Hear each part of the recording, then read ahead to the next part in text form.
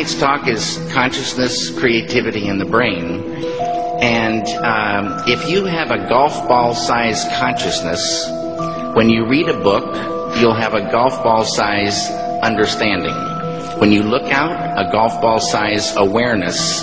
And when you wake up in the morning, a golf ball-sized wakefulness. But if you could expand that consciousness, then you read the book, more understanding. You look out, more awareness. And when you wake up, more wakefulness. It's consciousness. And there's an ocean of pure, vibrant consciousness inside each one of us.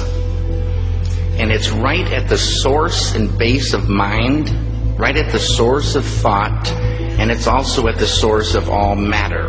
There is no matter as such. All matter originates and exists only by virtue of a force which brings the particle of an atom to vibration and holds this most minute solar system of the atom together. We must assume behind this force the existence of a conscious and intelligent mind. This mind is the matrix of all matter. Matter seems like a good place to begin.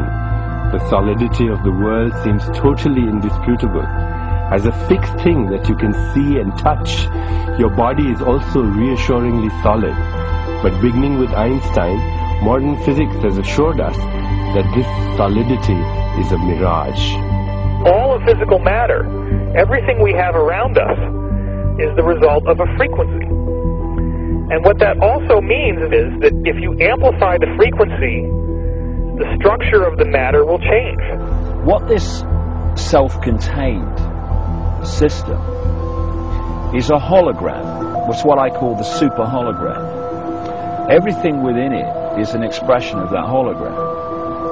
This is one of the great characteristics of a hologram, is that every part of a holographic picture is a smaller version of the whole. It's as if reality is so connected that when you look at one small part, you can see things about other parts. That the entire whole is contained in the part. And in a sense, you can't divide reality up because we're cutting off a hologram. We can't find where one particle is because it's always a reflection of all particles. In a hologram, the whole pattern is whole and complete unto itself, and if you were to take any little portion of this whole out and examine it closely, you will see the entire pattern repeating itself again and again and again. Anywhere in this pattern, if we were to change one little aspect on any one of these little holograms, that change would be reflected throughout the entire system. Quantum physics has revealed what ancient masters knew. Matter does not exist. The concept of substance arose from the philosophy of Aristotle. And from that concept came science's conception of matter. The fact of the matter is that the substance of the universe is consciousness. Belief that the substance of the universe is matter leads to what I call a fear-greed dichotomy. As people in their quiet desperation attempt to accumulate as many material possessions and riches as possible. In fact, the substance of the universe is consciousness. Therefore, it is behavior that is important. If you get into the realms of fear, fear is a very slow, dense, vibrational state. And the more you embody fear, and the whole of this manipulated society is globally is structured to make us fear, to make us have stress, to make us worry about tomorrow, and have guilt about yesterday, and forget about now. It brings us into a slow vibrating dense state. We should be very careful about what we believe about the future. The more you attach to a belief system, the more, if reality is holographic, you're helping create it by believing it. And you know, the great clairvoyant Edgar Cayce said that our every thought, that reality is built out of thought, and our every thought starts to build reality, and we're like, every thought is like a spider, we're like spider spinning web, and that web starts to build and build. Information is the key, because this matrix, this illusory reality that we think is real, people say to me, what is the matrix? Answer, it's information. Information creates fractals. As information flow increases, the number of fractals, mathematically speaking, increase.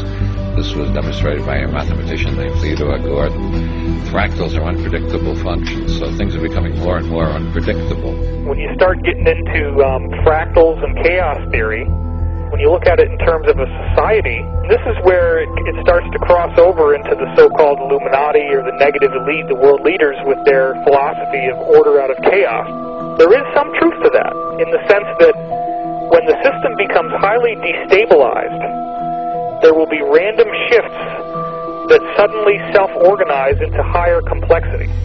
At the subatomic level, reality behaves in accordance with the expectation of the observer, or the measurer, the scientist. Why is that remarkable? Because everything in the universe is composed of those subatomic particles. These atoms are particles that are whirling at lightning speeds around huge empty spaces, and the particles aren't material objects. They are fluctuations of energy and information in a huge void of energy and information. What the science now is showing is that when you can change the field that the atom is in, you change the atom. And we're made of those atoms. So when we have feelings in our hearts, we're changing the field that connects the stuff everything is made of, and we literally are altering our physical reality. Once you establish the reality we live in, and the nature of what the physical body is, it's a biological computer, and the nature of what we are, which is consciousness, and then you start, as I have, looking at the way this world is structured and how it works and why they do this and why they do that, it suddenly brings into crystal clarity why the world is structured as it is. Because, you know, people look through their eyes and they think this is the world, but it isn't. It's a tiny, tiny frequency range within an infinite energy field of infinite frequency ranges. And basically it's like a holographic television channel. It is the act of consciousness that actually creates the building block that the universe is made of. I can't imagine a universe that exists without us, because it's the act of us observing the world around us that is creating, allowing us to create as we go in a participatory universe. We may never find the edge of our universe as we're looking to define what this universe looks like. We may never find the smallest particle in the quantum world to see what this stuff is that we're made out of. And the reason is because everywhere we look, everywhere that consciousness explores with the expectation that something will be there, that exploration, that act of looking, observation, is the act that creates something for us to see. That we are actually building this universe as we go. Consciousness is the programming language of the universe. We are consciousness conductors. That's what we do. That's who we are. Consciousness comes through us. It emanates from us. We are the creators. We are the ones who are targeted on this planet because we are the ones who transmit the reality just like everybody else does. If you switch your brain off and you are sucked into the mainstream media illusion, we must understand that we are being used because we create reality. So if we are manipulated in a certain way, and if we are modulated in a certain way, then our creation becomes not ours but somebody else's. And what happens if we all do it? Everyone in this room decides to take control of reality. I'm talking about reality, I'm talking about quantum physics, I'm talking about taking control of things from the quantum level up, from the molecular level up, and it works. One of the things we're actually dealing with is as I say, some kind of operating system that can be hacked using words. The world is like a ride at an amusement park, and when you choose to go on it, you think it's real, because that's how powerful our minds are. The ride goes up and down and round and round. It has thrills and chills, and it's very brightly colored, and it's very loud, and it's fun for a while. Some people have been on the ride for a long time, and they begin to question, is this real, or is this just a ride? And other people have remembered, and they come back to us, and they say, hey, don't worry, don't be afraid, ever, because this is just a ride.